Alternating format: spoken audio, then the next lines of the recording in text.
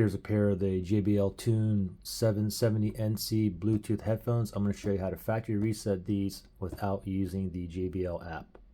Now you want to do a factory reset. You have issues, maybe it's not connecting or pairing, maybe one side's working, maybe one side's volume's lower than the other, and so on. The instructions to do a factory reset without the app is right here in the pamphlet, okay? So what they want you to do is, first thing is go ahead and turn it on. So you have that power button here. I'm going to press and hold that power button. Just keep holding until the light turns on here. Power on. It said power on.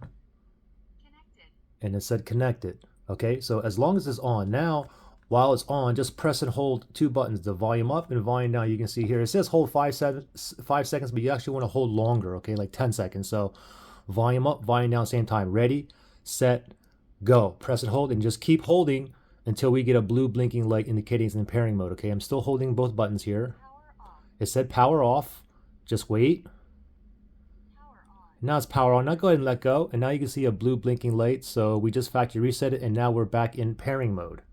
Now before I was connected to my iPhone and we just factory reset it, okay? So now if we want to connect back to the same phone or whatnot, you can see the JBL Tune here. I have to go to the settings in the Bluetooth. I have to forget this device. Or if you're on an Android phone, you unpair. If you're on a TV, it might be delete or remove, okay? So I just removed it.